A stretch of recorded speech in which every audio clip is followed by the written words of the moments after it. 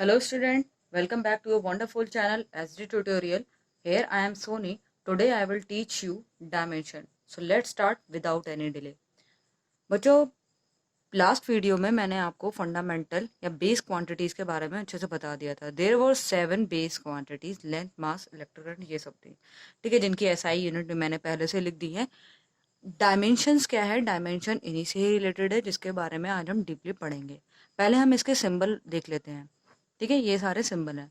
Length का जो dimension है उसको हम एल से रिप्रेजेंट करते हैं, लेंथ के एल से. याद करने का फंडा मैं बता रही हूँ. लेंथ का जो एल है. मास का जो डायमेंशन है वो एम है.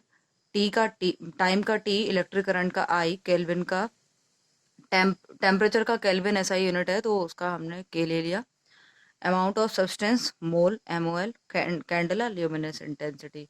ये डायमेंशंस है. अब डायमेंशंस हैं क्या, इसके बारे में हम पढ़ेंगे अभी.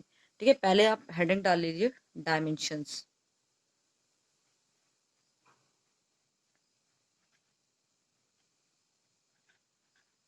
ठीक है, डायमेंशन है क्या? ठीक है, डायमेंशन एक तरीके से पावर है. ओके, पावर क्या है पहले हम डेफिनेशन लिख लेते हैं. ओके, फिर मैं आपको बताती हूँ. The power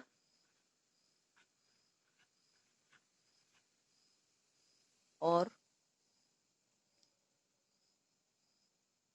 the power or exponent of a base quantity that enters into the expression is called dimension of the quantity in that base. Dimension क्या है? पावर है. किस पर? किसकी? बेस क्वांटिटी की. बेस क्वांटिटीज कौन सी? लेंथ, मास, time, इनकी. That enters into the expression is called dimension. उसको हम डायमेंशन कहेंगे. जिस भी एक्सप्रेशन में बेस क्वांटिटी पर पावर होगी उसको हम डायमेंशन बोलेंगे. जैसे कि इसका एक जनरल फॉर्मूला है आपको समझने के लिए. ठीक है, इसका जनरल फॉर्मूला क्या है? जैसे मास का मैंने एम ले लिया, उसका एल ले लिया लेंथ का, इसका टी ले लिया. हमने तीन को कंसिडर कर लिया. इनकी जो पावर है एम, एम के ऊपर पावर जो होगी, एल के ऊपर पावर बी, इसके ऊपर टी, डिफरेंट डिफरेंट पावर्स ले ली मैंने. तो इन पावर्स को क्या बोलेंगे? डायमेंशन. ए बी सी यहाँ पर क्या है? हमारा डायमेंशन. इसको हमने स्क्वायर ब्रैकेट के अंदर बंद कर दिया. तो ये पावर्स का यूज क्या है? ये पावर क्या बता रहे हैं? ये डायमेंशन का यूज क्या है? डायमेंशन जो है उस क्वांटिटी का नेचर बताती है. ठीक है, तो लिख लेते हैं इसको भी. इट टेल्स अबाउट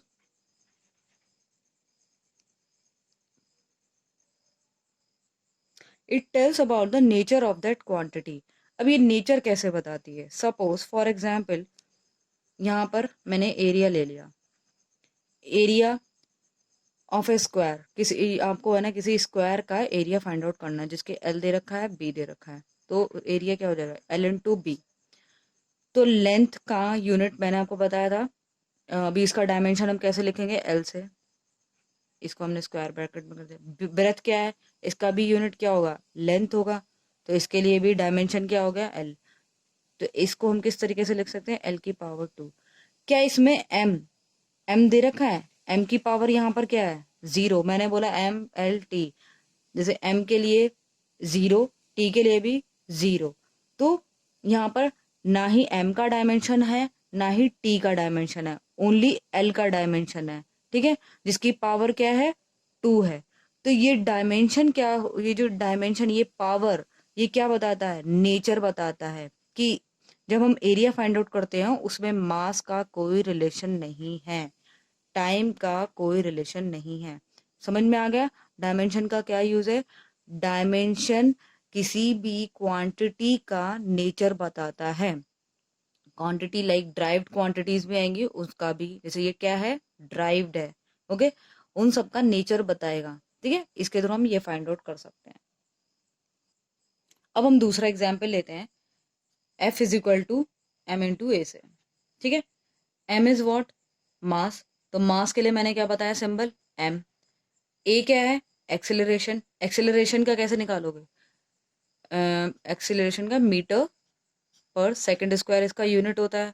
तो मीटर के लिए एम, एल, मीटर के लिए एल, लेंथ का यूनिट है ना ये, एल, और इसका टी, तो ये ऊपर जाएगा एल टी माइनस टू, तो ये तुम आपका क्या हो जाएगा एक्सेलरेशन का dimension L T minus two. तो हम इसको किस तरीके से लिखेंगे M L T minus two, ये इसका डायमेंशन हो गया। ठीक है, तो इसमें m क्या है, m का नेचर क्या है, तो डायमेंशन इसमें जो फोर्स के जो डायमेंशन है इसमें वन की पावर m की पावर कितनी है one, one in mass, length पे कितनी है one, L one in length, उस पे कितना है माइनस का टू टी पर टाइम पर। ओके, तो एक तरीके से ये इसका नेचर बता रहा है डायमेंशन, कि इस m की जो डायमेंशन है वन है, इसकी पावर वन है, तो डायमेंशन इसमें वन, इसका लेंथ का वन माइनस टू इतना टाइम का। ठीक है, अब डायमेंशन का यूज कैसे करना है वो हम पढ़ेंगे। ठीक है बच्चों, इसमें एक बात ध्यान देने की है, ये जो डायमेंशन हमने फाइंड आउट करते हैं इसका, इसमें इसका मैग्नीट्यूड से कोई लेना देना नहीं है। ठीक है, तो इसको नोट डाउन कर लीजिए, note that magnitude are not consider, हम इसमें क्वांटिटी को ही फाइंड आउट कर रहे हैं। ठीक है, मैग्नीट्यूड्स आर नॉट कंसिडर्ड, तो जब मैग्नीट्यूड को कंसिडर ही नहीं किया जा रहा है, तो अगर मैं ये बोलूं कि जैसे सपोज वेलोसिटी में जो चेंज है, जैसे velocity, initial velocity, initial velocity, average velocity, ये जितनी भी वेलोसिटीज हैं इन सब की जो डायमेंशन होगी वो सेम होगी, सेम होगी ना, क्या होगी एल टी माइनस वन है। तो क्यों, क्योंकि इसमें हम मैग्नीट्यूड को कंसिडर नहीं कर रहे हैं। ठीक है, मैग्नीट्यूड का इन सब से कोई लेना देना नहीं है, हम इसमें सिर्फ क्वांटिटी ही फाइंड आउट कर रहे हैं उसकी। ओके, अब हम पढ़ेंगे यूजेस ऑफ डायमेंशन, हेडिंग डाल लीजिए, हमें डायमेंशन का यूज कहाँ कहाँ करना है हम उस चीज को देखेंगे। सबसे पहला यूज क्या है, first one is homogeneity, homo homogeneity of dimension of an equation, ये हमारा फर्स्ट यूज है डायमेंशन का। होमोजेनिटी से आपको क्या समझ में आ रहा है, होमो मतलब सेम सा। ठीक है, इक्वेशन में, अब इक्वेशन में सेम सी डायमेंशन से आपको क्या समझ में आ रहा है, सपोज मैंने आपको बोल दिया कोई इक्वेशन है फोर्स के प्लस ये वेलोसिटी है, क्या आप इसको ऐड कर सकते हो, नहीं कर सकते, क्यों, फोर्स का मैंने ये इसका क्या होगा M L T minus two, ये मैंने अभी ऊपर निकाला था। ठीक है, डायमेंशन वेलोसिटी का एल टी माइनस वन, इसका डायमेंशन ये है, क्या हम इन दोनों को ऐड कर सकते हैं, नहीं कर सकते। क्या हम इन लोगों को सब्सट्रैक्ट कर सकते हैं, ना हम इसको सब्सट्रैक्ट कर सकते हैं। तो हम ऐड और सब्सट्रैक्शन तभी कर सकते हैं जब इनका जो डायमेंशन या यूनिट यूनिट जो होगा सेम होगा, तभी हम इनको कर सकते हैं। ठीक है, यहाँ पर अगर एल टी माइनस वन और plus L T minus one होता तो हम इसको ऐड ऑन कर सकते थे। ठीक है, दोनों का जब यूनिट सेम होगा तो इस इससे अब आपको क्या समझ में आ रहा है, जब हम ऐड कर सकते हैं ये फाइंड आउट सब्सट्रैक्ट कर सकते हैं, ये हम तब कर सकते हैं जब इनका यूनिट सेम है। ठीक है, इससे हमको ये समझ में आ रहा है, क्या हम इससे किसी भी इक्वेशन को, कोई हमें इक्वेशन दे रखी है उसको हम चेक कर सकते हैं ना कि वो सही है या गलत है, बाई चेकिंग की भाई ये जैसे अगर इसको इसकी यूनिट आपको पता है एल टी माइनस वन है, इस side M L T minus two है, अब अगर मैंने इक्वेट कर दिया तो क्या दोनों का सेम आ रहा है, यूनिट नहीं आ रहा, तो इसका मतलब क्या है कि ये इक्वेशन गलत है। तो होमोजेनिटी ऑफ डायमेंशन इसका जो यूज है, इससे ये मतलब है कि हम इसके थ्रू हम ये फाइंड आउट कर सकते हैं कि कोई इक्वेशन डायमेंशनली करेक्ट है और नहीं है। फॉर एग्जाम्पल कैसे देख करेंगे, हम चेक करते हैं। ओके, सपोज आपने एक ये इक्वेशन ले ली, x is equal to U T plus half A T square, x length है, u आपका वेलोसिटी है, t is time, a is acceleration, t is time. ठीक है, तो सबसे पहले हमने LHS ले लिया, एक्स, मैंने ये क्या बताया, एक्स इज लेंथ, एक्स यहाँ पर लेंथ है, तो लेंथ के लिए डायमेंशन क्या होगा, एल। अब हमने आर एच एस ले लिया, you T plus half A T square, you की डायमेंशन मैंने आपको क्या बताया, L T minus one, acceleration की हम लोग फाइंड आउट किया था अभी, एल टी माइनस टू, यहाँ पर पुट कर दो, L T minus one, T का कितना, टी प्लस हाफ, ए का कितना है, एल टी माइनस टू बताया था अभी, और टी का कितना है, ये टी की पावर टू।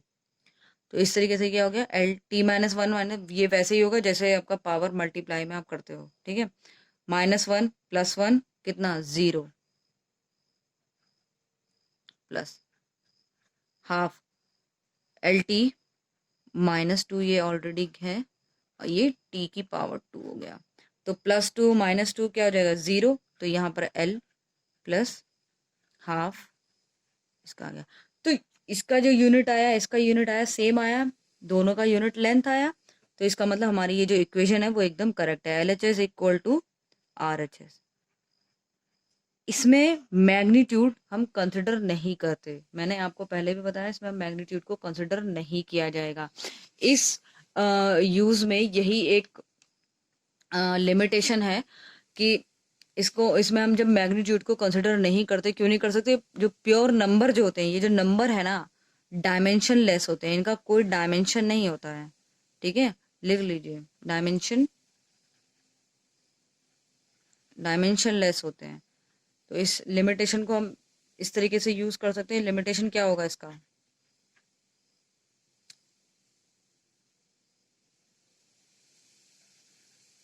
लिमिटेशन लिख लीजिए, dimensionally correct equation need not to be actually current, but dimensionally wrong equation must be wrong, ठीक है, लिख लो पहले आप, मैं इसको बताती हूँ फिर। देखिए, dimensionally correct equation need not to be actually correct, but a dimensionally wrong equation must be wrong. ये दोनों इक्वेशन जो हैं वो डायमेंशनली तो करेक्ट है, डायमेंशनली ये इक्वेशन हमारी करेक्ट है, ठीक है, बट डायमेंशनली अगर ये इक्वेशन रॉन्ग होती है तो ये इक्वेशन रॉन्ग ही होगी, ठीक है, ये बात समझ में आ गई। तो इसका यही एक इसका एक यही लिमिटेशन है, हमें पता नहीं चलता इस, क्योंकि ये इसकी डायमेंशन होती नहीं है, तो करेक्ट इक्वेशन जरूरी नहीं है ये हमें फाइंड आउट करके ही दे, ठीक है, बस डायमेंशनली करेक्ट इक्वेशन जरूर हमें देगा। ओके, हम लोग सेकंड यूज पढ़ते हैं इसका, कन्वर्जन, हेडिंग डाल लीजिए, conversion of units.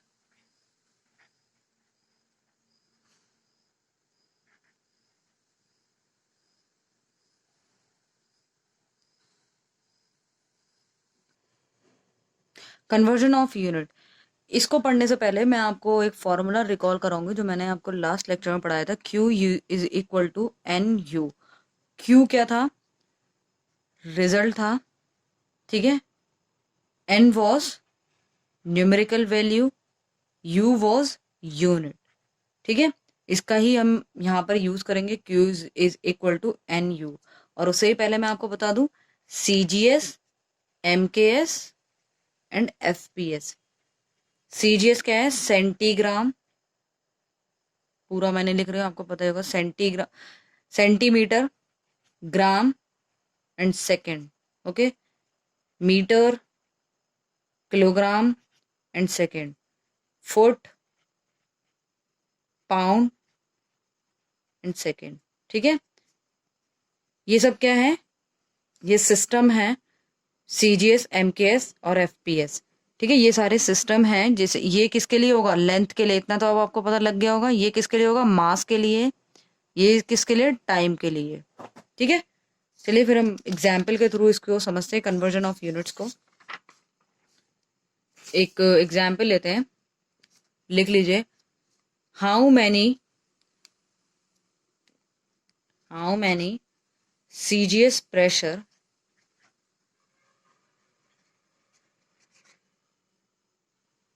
How many CGS pressure is equal to 1 pascal. Pascal कौन सी यूनिट है? एमकेएस। किस में पूछ रहे हैं हमसे? सीजीएस में। गिवन हमें किस में है? एमकेएस में, ये हमें ऑलरेडी गिवन है। 1 पास्कल हमें दे रखा है। 1 पास्कल में कितने कितने हाउ मैनी सीजीएस प्रेशर, ठीक है। तो हमने इसको एन कंसिडर कर लिया, सीजीएस प्रेशर, ठीक है। ये सीजीएस लिख लिया मैंने, ठीक है। ये हमारा क्वेश्चन है। अब पास्कल किसकी यूनिट है? पास्कल किसकी एमकेएस यूनिट है? प्रेशर की। प्रेशर का फॉर्मूला क्या होता है? P is equal to F upon A. F के लिए मैंने निकाला था MLT-2। ए के लिए लेंथ का एरिया, ये L2। ये एक इससे कट जाएगा तो ये क्या बनी इसकी डायमेंशन? ML, ये L एक ऊपर गया, T-2। MLT-2 इसकी यूनिट हो गई, ठीक है। फिर ML-1, ठीक है। ML, ये L यहाँ पर एक L बचा ना नीचे, एक कैंसिल, ML-2, ठीक है। तो ये P की हमारे पास यूनिट आ गई प्रेशर इसकी। M यहाँ पर मैं लिख लेती हूँ अच्छे से, ML-1 T-2, ये डायमेंशन है इसकी।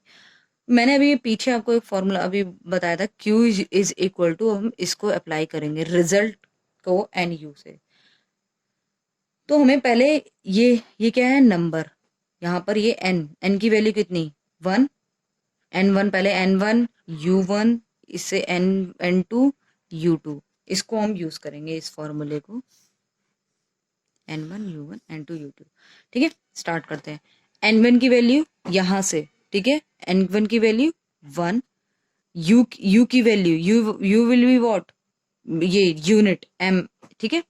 तो यहाँ पर लिख लेते हैं ML-1 T-2। इसको क्या लिखेंगे? M1 L1 L1, ये सब 1 के लिए लिख रहे हैं, ओके। नेक्स्ट N2, हमें ये जो N है इसको हमने कंसिडर कर लिया N2, ठीक है। CGS में हमें फाइंड आउट करना है। पहले हम M2 L2-1 T2-2, इतना समझ में आ गया आपको? ये हो गया। अब हमें फाइंड आउट क्या करना है? जिसको फाइंड आउट करना है हमने इधर लिख लिया N2, ये क्या हो गया? M1 L1-1 T1-2, M2 L2-1 T2-2, ठीक है। अब M1 की यूनिट, ये क्या हमें MKS में लेनी है, ठीक है। M1 MKS में मैंने क्या बताया था, और CGS में अभी पीछे मैंने आपको बताया था ना, MKS में मास को क्या लेंगे? ये क्या है? मीटर है, ठीक है।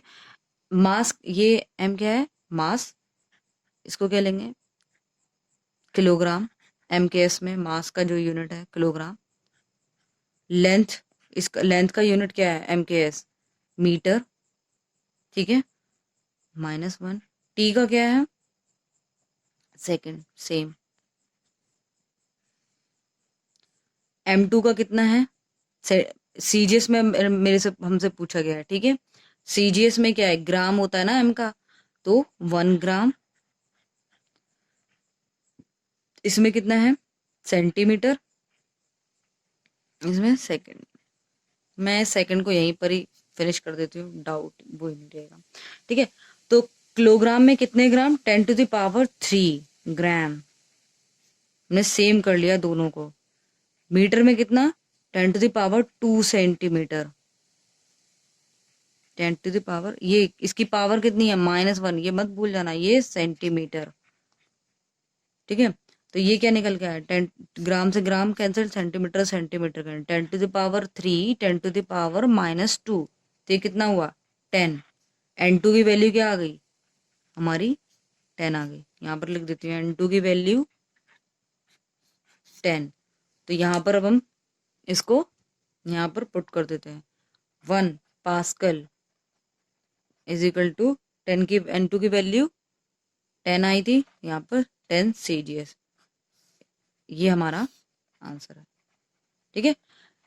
डायमेंशन का यूज कितना अच्छा है कि इसमें हम इजीली हम ये फाइंड आउट कर सकते हैं।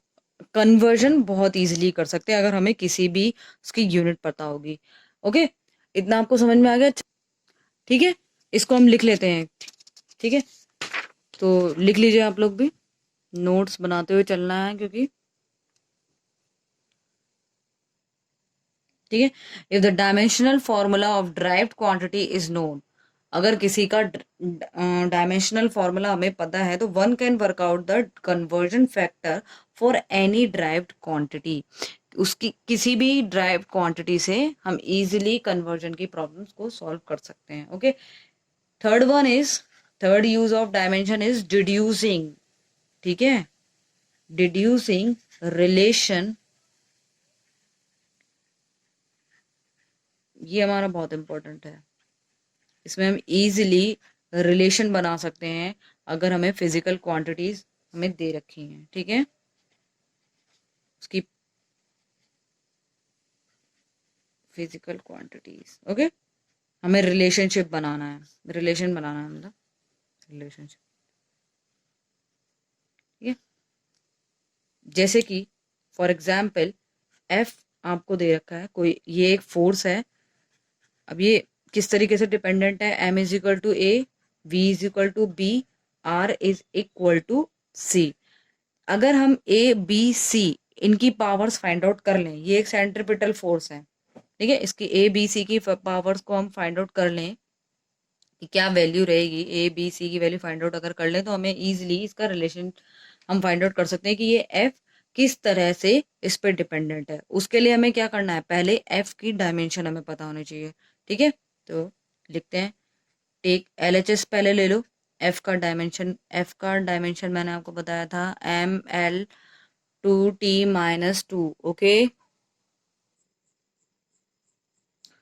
M L T minus two. ठीक है, अब हम अगर आर एच एस लेंगे, आर एच एस क्या हो जाएगा? इसकी डायमेंशन एम की डायमेंशन, मास की डायमेंशन एम की पावर ए, वेलोसिटी की मैंने क्या बताया था? L T minus one power B, R क्या होगा? लेंथ है, इसके लिए एल की पावर सी। ठीक है, एम की पावर, हम इसको ऐसे लिख लेते हैं, एम की पावर ए, एल की पावर बी, टी की पावर माइनस बी, एल की पावर सी। तो सबके हम एक साथ रखेंगे अब। ठीक है, एम और कहीं इन तीनों में नहीं, एम की पावर, एम की पावर क्या रहेगी? ए, एल की पावर यहां पर एल है, यहां पर एल है। ओके, तो एल की पावर बी प्लस सी, इसको एक तरफ रख लिया। टी की पावर सिर्फ माइनस बी। ठीक है, यह हमारा आर एच एस आ गया। अब हम क्या करेंगे? L H S equal to, equate कर देंगे दोनों को, आर एच एस। या आप बोल सकते हो ये हमने इक्वेशन नंबर 1 मान लिया, इक्वेशन नंबर 2 मान लिया, इस तरीके से भी आप कर सकते हो। इन दोनों को यहाँ से कंपैरिजन कर लो, या फिर यहाँ से ही लिख लेते हैं, तो आपके लिए ज़्यादा सहूलियत हो जाएगी। M L T minus two सबका लिख लिया। ठीक है, इसकी पावर 1, इसकी पावर 1, इसकी पावर, यहाँ पर एम की पावर ए, एल की पावर बी प्लस सी, टी की पावर माइनस बी। तो एम की पावर को इसके कर दिया, एक कंपैरिजन किया, ए इज इक्वल टू व्हाट? 1, एक वैल्यू हमारी ये आ गई। एल की पावर क्या है? 1 है, यहाँ पर एल की पावर क्या है? बी प्लस सी, तो बी प्लस सी की किसके इक्वल हो जाएगा? 1 के। यहाँ पर minus B minus two, minus B equal to minus two, यहाँ से ये कैंसिल हो जाएगा, तो बी की वैल्यू क्या आ गई? 2 आ गई। अब इस 2 की वैल्यू कहाँ पर पुट कर दी? यहाँ पर, इस वाली इक्वेशन में, थर्ड वन में। ठीक है, तो b plus C is equal to 1, B की value 2 1, C is equal to what? -1। अब इन सबको हम कहाँ पर रखेंगे? इस वाली इक्वेशन में। ठीक है, a की वैल्यू क्या आई?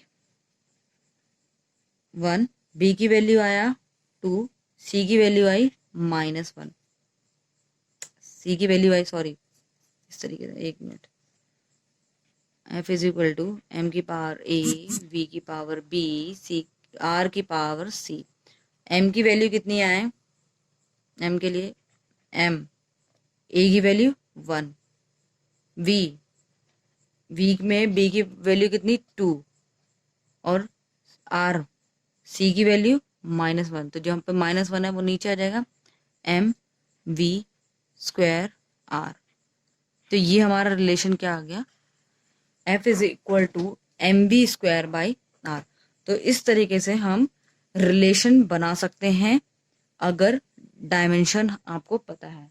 ठीक है, ये इस तरीके से हमारे 3 यूजेस हैं। अब इस यूज के लिमिटेशंस भी हैं। अब ये लिमिटेशन किस तरीके के हैं कि इस मेथड को हम तभी यूज कर सकते हैं, इसमें जैसे ये प्रोडक्ट का होना चाहिए। ठीक है, इसमें कोई इक्वेशन प्लस माइनस की नहीं होनी चाहिए, पहली चीज तो। ठीक है, जैसे कि सपोज आपने उससे पहले एक वेट उससे पहले आप लोगों ने एक इक्वेशन मैंने आपको पढ़ाई थी अभी थोड़ी देर पहले, X is equal to U T plus half A T square. इस तरीके की इक्वेशंस का रिलेशनशिप आप फाइंड आउट नहीं कर सकते क्योंकि यहाँ पर एडिशन हो रहा है। ठीक है, यहाँ पर इसका एक ये ड्रॉबैक है, तो हम इसको लिख लेंगे, आप लोग भी लिख लीजिए। This methods works only, okay, this method work only if the dependence is of the product type होगा तभी हम इसमें रिलेशनशिप फाइंड आउट कर सकते हैं, जैसे f is equal to M A. ठीक है, नेक्स्ट इसमें क्या है ड्रॉबैक कि इसमें हम जैसे ये जो इक्वेशन है या कोई भी इक्वेशन है, जैसे सपोज आप लोगों ने जैसे कोई कांस्टेंट है यहाँ पर, ठीक है, वो फाइंड आउट ये नहीं कर सकता, मतलब न्यूमेरिकल कांस्टेंट इसमें हम नहीं फाइंड आउट कर सकते हैं। ठीक है, तो इसको भी हम, इसका भी एक ड्रॉबैक है, आप लिख लीजिए, numerical constant can not be